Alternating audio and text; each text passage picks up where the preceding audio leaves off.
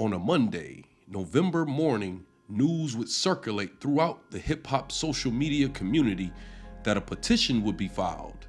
But this would not be a regular petition seeking justice or civil rights. This particular petition would shake not only the core of entertainment, but the very essence of what helped hip-hop become what it is today.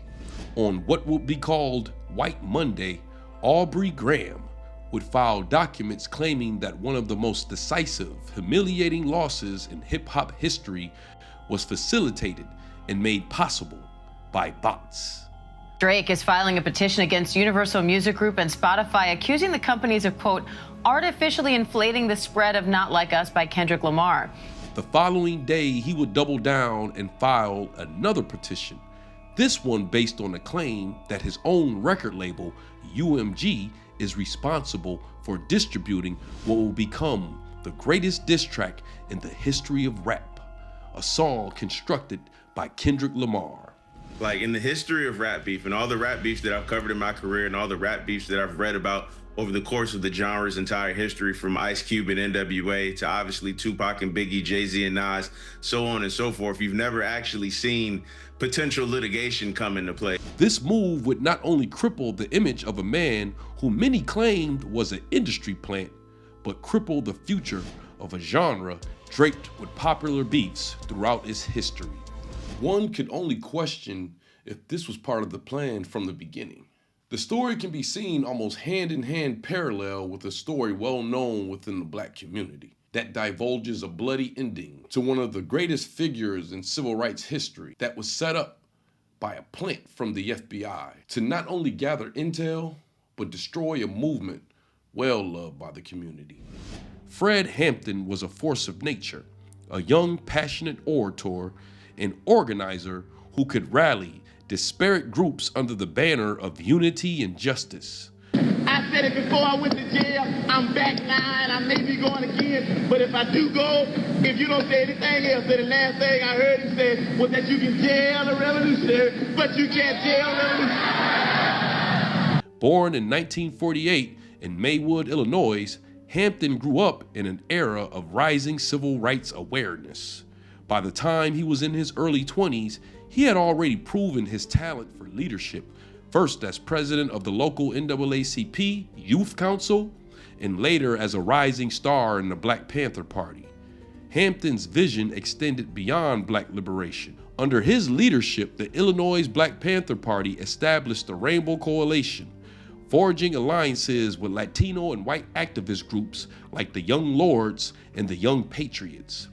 Hampton's initiatives, free breakfast programs, health clinics, and educational services were a direct challenge to system neglect, making him a target of COINTELPRO, who were willing to go through extraordinary lengths to put a halt to not only his movement, but his life as well. William O'Neal was born in Chicago in 1949, growing up in a city rife with systematic racism, police brutality, and stark economic deprivation. By the late 1960s, he was leading a small-time life of crime and was arrested for stealing a car and crossing state lines. Facing the possibility of significant jail time, he was approached by the FBI with a deal: work as an informant in exchange for his freedom. It was a proposition O'Neal couldn't refuse. Under the guidance of FBI agent Roy Mitchell, O'Neal was tasked with infiltrating the Chicago chapter of the Black Panther Party. The FBI's larger objective, under its COINTELPRO initiative, was to neutralize groups it deemed subversive. The Black Panther Party, with its militant rhetoric and community activism, was high on that list, and Fred Hampton was emerging as one of its most electrifying leaders. Hailing from the gritty streets of Compton, California, Kendrick Lamar's journey to the pinnacle of hip-hop was far from conventional. Raised in a neighborhood plagued by gang violence and poverty, he found solace and purpose in music. In 2009, Kendrick signed with Top Dog Entertainment. The label's collective approach, emphasizing artistic integrity and social consciousness, resonated with Kendrick's vision. Kendrick's breakthrough album, Good Kid, Mad City, was a critical and commercial success. What would separate Kendrick from many artists was his ability to go back and forth from a mainstream style to conscious underground style, which only a few in this history of hip-hop were able to pull off. Although his rise in fame would trail another artist with a background almost the opposite of Kendrick, named Aubrey Graham. His role as Jimmy Brooks on the Canadian teen drama Degrassi, The Next Generation, gave him a platform, but his heart was set on music. In 2006, Drake released his first mixtape, Room for Improvement, showcasing his unique blend of rap and R&B, a style that would later define his sound.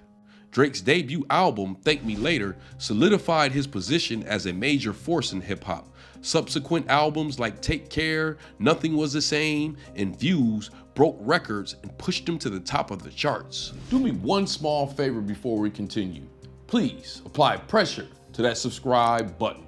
Yes, apply pressure to that subscribe button. Throughout his career, many people would question Drake's rise to fame. Before Drake, the only Canadian even close to hip-hop success will be Snow the Informer, who turned out to be a one-hit wonder.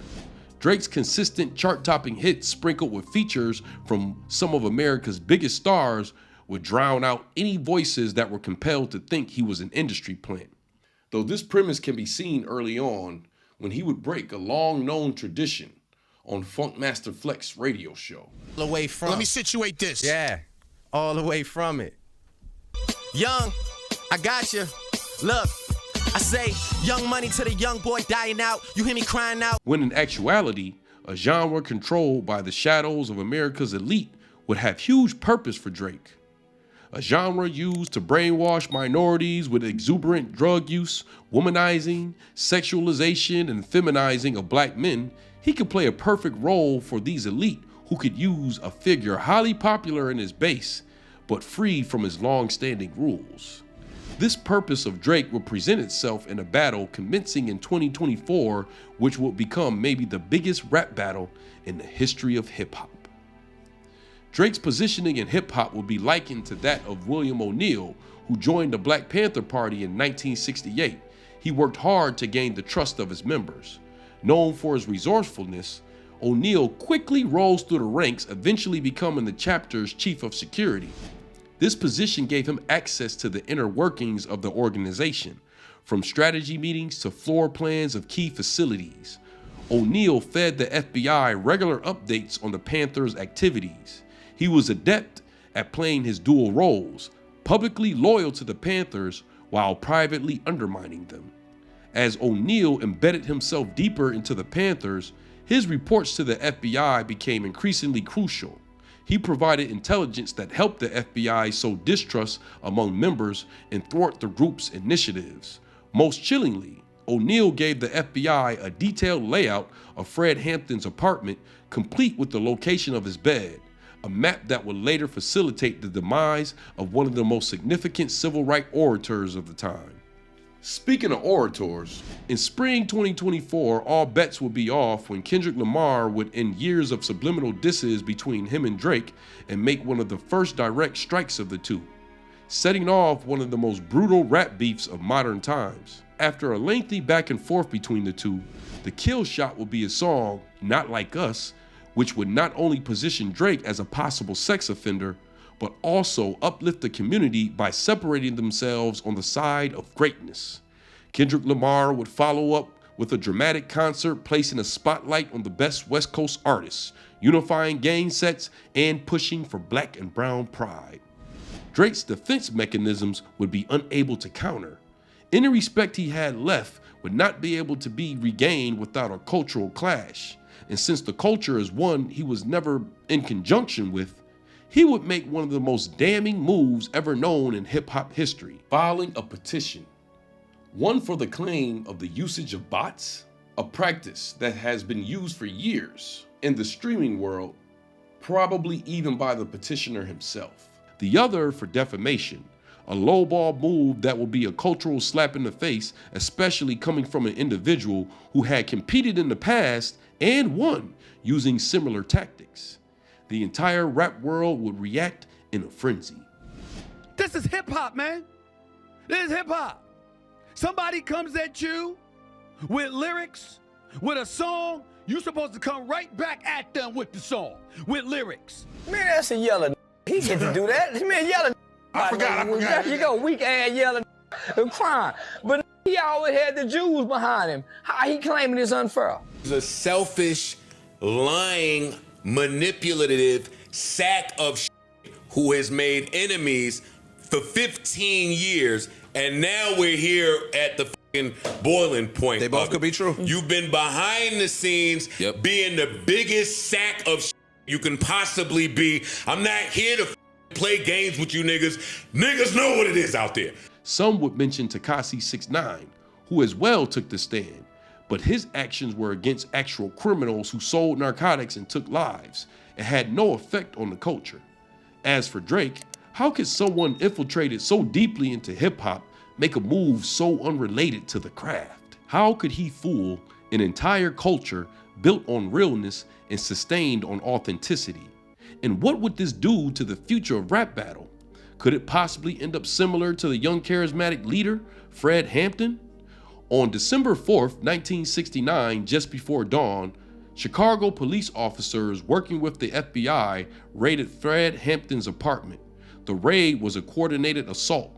14 officers fired nearly 100 shots into the apartment. Hampton, who was drugged with barbiturates, reportedly placed in his drink by a Panther member under O'Neill's influence, was shot and killed while sleeping next to his fiancée, Deborah Johnson. The official narrative claimed the Panthers fired first, but forensic evidence later debunked this, proving that the police fired the overwhelming majority of shots. Murder. The pigs murdered Deputy Chairman Fred Hampton while he lay in bed. I approve it. I prove it to the world that Fred Hampton was murdered by the pigs. Their lies, their arguing to the people can't bear up to the evidence that we have that they murdered our Deputy Chairman in cold blood as he lay in his bed asleep. The raid was not just an act of violence, it was a calculated move to eliminate a rising leader who posed a significant ideological threat to the status quo. O'Neill's role in the events leading up to the raid was pivotal. His betrayal set the stage for one of the most infamous acts of state violence in modern American history. It would upend a movement that would never regain its momentum, even up until this day. William O'Neill will be rewarded $300 for his cooperation with the FBI. He would later go on a rare interview for the 1990 PBS documentary Eyes on the Prize 2, defending his actions, claiming he was caught in a moral gray area. You know, I'm not gonna do that. I didn't pull the trigger. I didn't issue the warrant. Similar to how immediately after Drake's petition was filed, his associates, also foreign to the culture, would take to social media in an attempt to explain Drake's unorthodox anti-cultural moves. I'm just looking at it like people have to stop being so surface with this and saying, oh, Drake is mad that he lost, just take the L.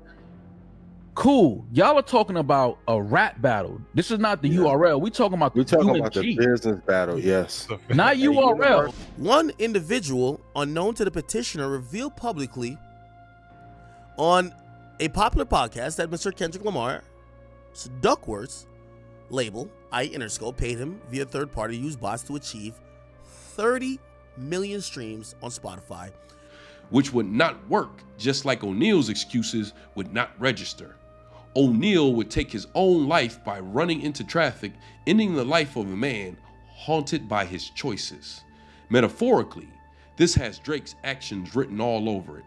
Filing the case over what he claims is invalid web traffic, an unprecedented move that can cripple an entire industry, leaving the door open for a new breed of artists who will be free from any type of criticism or verbal critique due to the fear of legal retaliation, ripping the heart out of one of the most major components of rap. Whether successful or not, watering down the landscape of a genre well loved by the community, while at the same time committing career suicide for himself, making Drake the biggest informant in hip-hop history. Thank you for watching this documentary, and if you really like it, you'll like my other short form and long form documentaries that you can find right here. Well, anyways, you know how we like to end our videos over here at Moxy Approved, right? With that water. I'll I'll see y'all here next time on Moxy Approved. Please join my Discord, link in the description.